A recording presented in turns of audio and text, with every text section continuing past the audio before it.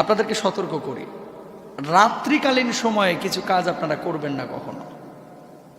যে কাজগুলো রাত্রিকালীন সময়ে যদি আপনি মুখোমুখি হন, আপনাকে কিছু পরিকল্পনা উদ্যোগ সিদ্ধান্ত গ্রহণ করতে হবে এগুলো থেকে বাঁচার জন্য।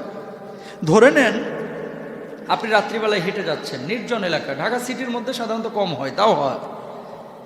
বারবার মনে হচ্ছে পেছন থেকে কে যেন আমাকে ডাকছে, পেছন থেকে আমাকে কে যেন ডাকছে, অথবা কেউ আমাকে ফলো করছে, আমাকে অনুসরণ করছে, আমার পেছন দিয়ে আমাকে কেউ যেন অনুসরণ করে হেঁটে হেঁটে আসছে, মনে হয় কি হয় না? এরকম যখন হবে আপনি এভাবে ঘাড় ঘুরিয়ে তাকাবেন না, হয় পুরো শরীরটা নিয়ে তাকাবেন, অথবা আপনি তাকাবেনই না। কারণ এই ধরনের ঘাড় ঘুরিয়ে তাকানোর পরে অনেক মানুষ স্ট্রোক করে। কারণ কি? সে আতঙ্কিত হয়ে যায়, মনে হচ্ছে যে কেউ তাকে থাবা মারলো। এগুলো হচ্ছে বদজিনের আসর। তাহলে ঘাড় ঘুরে তাকাবেন না, হয় পুরো বডি নিয়ে ঘুরবেন এবং আয়াতুল কুরসি পড়বেন, অথবা আপনি পিছনের দিকে তাকাবেনই না। এটা খুব খেয়াল রাখবেন, বিপদে পড়তে না চাইলে। 2 নম্বর, এই শীতকালীন সময় অনেকের জুতার মধ্যে, মসজিদের এই যে বক্সের মধ্যে, বিছানার মধ্যে, কম্বলের নিচে সাপ এসে বসে থাকে, আছে না নাই? গ্রামগঞ্জে যখন বিছানার ওপরে, কম্বলের নিচে অথবা কাঁথা বালিশের নিচে এরকম সাপ দেখবেন, প্রথমে মারবেন না। নবীজির নিষেধাজ্ঞা আছে। কি করবেন? সাপটাকে চলে যেতে বলবেন। যদি সাপটা চলে যায়, চলে গেল। যদি না যায়, তারপর আপনি অ্যাকশানে যাবেন। কারণটা কি? যদি না যায় তাহলে জানতে হবে এই দুষ্ট সাপ, আর যদি চলে যায় তাহলে জেনে নেবেন যে এই সাপটা জিন। কারণ জিনেরা 2টা রূপ খুব পছন্দ করে, একটা হচ্ছে বিড়ালের রূপ আর একটা হচ্ছে সাপের রূপ। কথা বুঝতে পেরেছেন? প্রথমে মারবেন না, সুযোগ করে দিবেন। 3 নাম্বার, আপনি হেঁটে যাচ্ছেন, দেখতে পাচ্ছেন যে একটা সোজা বাঁশ ঝাড়, অথচ বাঁশগুলো কয়েকটা এভাবে হেলে আপনার দিকে আছে। অথবা দিনের বেলায় দেখছেন যে সোজা গাছ, রাত্রিবেলা আসতেছেন একটা ডাল আপনার দিকে এভাবে ঝুলে পড়ে আছে, কোনো কারণ নাই, ঝড় নাই, বৃষ্টি নাই। এরকম যদি দেখেন, খবরদার, আপনাদের কাছে রিকোয়েস্ট, ওই ঝাড় অথবা গাছের ডালার নিচ দিয়ে আপনারা যাবেন না। কারণটা কি?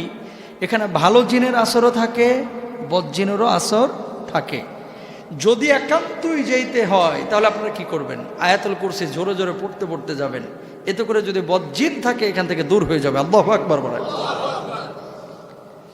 গভীর রাতে অনেক সময় শুয়ে থাকবেন, দেখবেন জঙ্গল বা বাড়ির আশপাশে যদি নির্জন এলাকা থাকে, মনে হবে যে আপনার নাম ধরে কে যেন ডাকতেছে। হয় কি হয় না?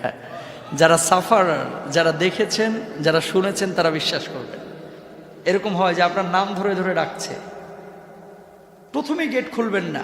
যদি 3 বার ডাকে, আপনি খুব সতর্কতার সাথে আগে আয়াতুল কুরসিটা পড়ে নেবেন, তারপরে জানালা খুলে অবজার্ভ করবেন, এরপরে বাইর হবেন। নতুবা কি হবে? বের হয়ে গেলেন, 1 ডাকের পরে বদজিনের আসর হবে, শয়তানের কুমন্ত্রণা হবে, আপনার উপরে বাতাস লাগবে, আপনি ক্ষতির সম্মুখীন হবেন। এটা খেয়াল রাখবেন, এগুলো জিনদের কাজ। 5 নম্বরে, যদি দেখেন যে গাছের উপরে কেউ কিছু একটা অবস্থা টের পাচ্ছেন, যে একটা অস্তিত্ব বসে আছে, মানুষের মতো, কখনো বাঘের মতো, ভাল্লুকের মতো, অথবা অন্য কোনো আকার আকৃতির মতো, দ্বিতীয়বার তাকাবেন না, মাটির দিকে তাকায় চলে যাবেন।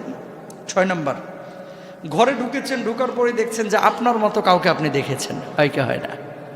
ঘরে ঢোকার পরে আপনি দেখছেন যে আপনার মতো একজন কি চেয়ারে বসে আছে, অথবা মনে হচ্ছে যে বিছানার উপরে কে যেন শুয়ে, আপনার বাবার মতো, আপনার মতো। আতঙ্কিত হবেন না। কি করবেন? আপনি চোখটা বন্ধ করে ফেলেন, চোখটা বন্ধ করে জোরে করে একবার আয়াতুল কুরসি পড়ে ফেলেন, দেখবেন যে এই ভয় কেটে যাবে এবং যদি জিনের আসর থাকে দূর হয়ে যাবে। আল্লাহু আকবার বলেন।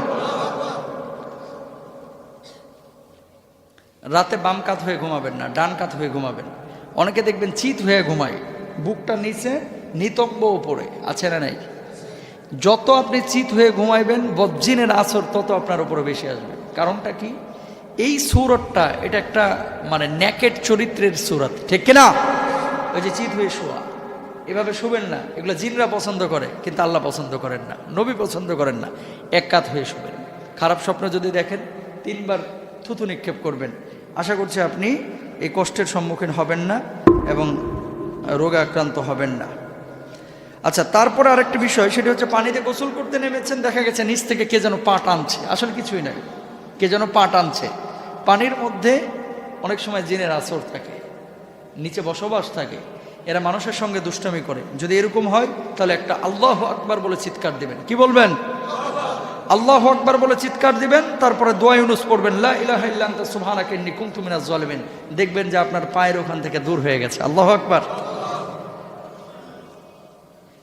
কুকুর, বিড়াল অস্বাভাবিক কিছু দেখলে দাঁড়িয়ে একটা গোল বৃত্ত আঁকেন, একটা গোল বৃত্ত আঁকবেন। রাস্তা দিয়ে হেঁটে যাচ্ছেন, দেখছেন কুকুর বা বিড়াল, কেউ নাই, এখানে থাকারও কথা না, কুকুর বিড়াল এসে বারবার ঘুরঘুর করতেছে। আপনার সন্দেহ হয়েছে এটা কি আসলেই কুকুর বিড়াল নাকি অন্য কিছু, তাহলে গোল একটা দাগ দেবেন। কি দিবেন? দাগ দিয়ে ওই বৃত্তের মধ্যে দাঁড়াবেন, দোয়া ইউনুস পড়বেন, আল্লাহ তাআলা মুক্ত করবেন।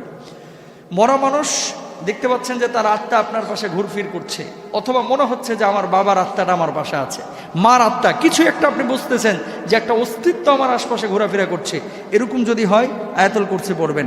আয়নায় রাত্রিবেলায় বেশি মুখ দেখবেন না, কারণ এখানে একটা ঘটনা ঘটে। এই সূরাটা আয়নায় যারা রাত্রিবেলায় বেশি মুখ টুক দেখেন, এই সময়টা জিনেরা মানুষকে কুমন্ত্রণা দেয়, বিশেষ করে বদজিন। এর জন্য যত কম পারা যায় রাত্রিবেলায় আয়না দেখবেন, আয়নার উপরে একটা পর্দা ঝুলায় রাখবেন। আর যখন সুন্দর কাউকে দেখবেন মাশাল্লাহ বলবেন, ইনশাল্লাহ। মিষ্টি খাচ্ছেন, বিড়াল এসে বারবার ঘুরঘুর করতেছে, মিষ্টি চাচ্ছে, মনে করছেন আপনি বুঝতে পেরেছেন যে ও মিষ্টি খাবে।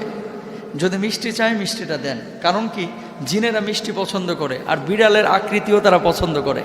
যদি দেখেন বিড়াল বারবার ঘুরঘুর করছে আর আপনার মিষ্টি খাওয়াকে ডিস্টার্ব করতেছে, পায়ে মুখ দিচ্ছে, পেছনে মুখ দিচ্ছে, হাতে মুখ দিচ্ছে, তাহলে মিষ্টি একটা দিয়ে দেন। যদি খাওয়ান আপনার ক্ষতি হবে না, আর না খাওয়াইলে যদি মারধর করেন ক্ষতির সম্ভাবনা আছে, এটা মাথায় রাখতে হবে। গর্ভবতী মা বোন যারা রয়েছেন মাগরিবের সময় বাইর হবেন না, রাত 12টার সময় বাইর হবেন না, খুব দুপুরবেলা বাইর হবেন না। এই 3টা সময় জিনেরা বেশি বিচরণ করে। কথা বুঝতে পেরেছেন? মা বোনদেরকে এটা জানায়া দেবেন। বেশি রাগ করবেন না, রাগ হচ্ছে আগুনের বৈশিষ্ট্য। মাটির বৈশিষ্ট্য কি? নমনীয় হওয়া, বিনয়বত হওয়া। কথা বুঝতে পেরেছেন? বিনয়ী হওয়া। রাগ যদি বেশি উঠে যায় বসে যান, অজু করে ফেলেন। যখন আপনি রাগারাগি বেশি করবেন তখন দুষ্ট জিন ওখানে আরো ওয়াসওয়াসা বেশি দিবে। এই জন্যই রাগের মাথায় মানুষ মানুষের কুবাইতে পারে। যে মানুষটা কুবাইতেছে উনিও বলে এরপরে যে আমি কেমনে কুবাইলাম ভাই আমি জানি না। কথা বলেন না কেন? রাগ যখন উঠে যায় মাইয়া মাথা ফাটায় এলাইছে, অথবা বউয়ের হাত ভাঙিয়ে ফেলছে, নাউজুবিল্লাহ বলেন, জায়েজ নাই। এমন মায়ের মারছে পোলাটারে একেবারে আঙ্গুল ভাঙিয়ে ফেলাইছে, এরপরে আড়ালে যায় কাঁদতেছে, আয় হায় আমি মারতে পারলাম এইভাবে। তার মানে কি জানেন? আসলে যখনই রাগটা উঠছে ওই বদজিন ওখানে বসছে, এর মাথাটাকে মস্তিষ্কটাকে নষ্ট করে এই আকামটা করে ফেলছে। এই জন্য তার হিতাহিত জ্ঞান হারায় গেছিল, ঠিক কিনা? এই জন্য রাগ যখন উঠবে সাথে সাথে কি করবেন? বসে যাবেন। বসে যে যদি দেখেন রাগটাও কমতেছে না, অজু করে ফেলেন। যদি তাও না কমে শুয়ে যান, দেখবেন রাগ উধাও। আল্লাহু আকবার। প্রিয় ভাইরা আমার, বিপদ আপদের সম্মুখীন আমরা সবাই হই, কিন্তু এই সমস্ত বিপদ আপদের সম্মুখীন হইলে মায়ের হয় কিন্তু শব্দ হয় না। কথা বলেন না কেন? মায়ের হয় শব্দ হয় না, বুঝেন নাই? জ্বর হলে ডাক্তার ধরা পড়ে, মানে ডাক্তার ধরতে পারে। মাথা ব্যথা হলে মাথা এই আপনার পরীক্ষা নিরীক্ষা করে ধরতে পারে। হার্ট কিডনি ডিজিজ হলে এগুলো পরীক্ষা নিরীক্ষা করে ধরা যায়। এই সমস্ত দুষ্ট জিনের চক্রে যারা পড়েছে ডাক্তারের কাছে গিয়ে বলে কিছু পায় না, কোনো রোগ ধরা পড়ে না। কিন্তু যার ভেতরে আক্রান্ত হয়েছে বা যার ভেতরে ইফেক্ট করেছে সেই জানে এগুলোর জ্বালা কত। কথা বুঝতে পেরেছেন? এই জন্য এগুলো হচ্ছে কোরআনের চিকিৎসা। আপনারা এগুলো মানার চেষ্টা করবেন। আল্লাহ কবুল করুন, বলুন আমিন। এই যুবক যারা আপনারা আজকে আছেন, আপনাদেরকে একটা কথা, এই যে সুন্দর সুন্দর জিনিসগুলো আপনাদের সামনে বলতেছি, কোথা থেকে বলতেছি? কোরআন হাদিস থেকে বলতেছি। নবীজির কথা থেকে আমরা কোট